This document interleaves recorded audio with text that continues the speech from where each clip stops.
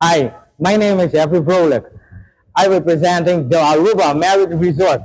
Allow me to present to you my tapa, my Dushi Sun Coral, a dish inspired by the beautiful coral reef around Aruba. For this dish, I use four different techniques.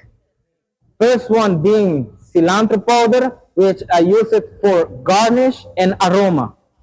My second technique is creating a gel. I'm using roasted yellow bell pepper, amarillo, lime, binding with agar-agar to creating a perfect gel. For the third technique, I use the Thermomix to create the perfect velvety texture mousse made with a fresh grouper.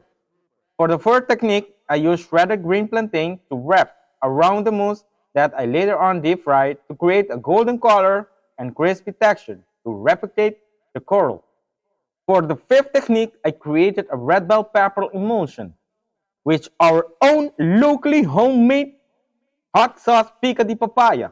Last but not least, I would like to invite you to our one happy island, Aruba, to taste my tapa, mi Dushi Sun Coral.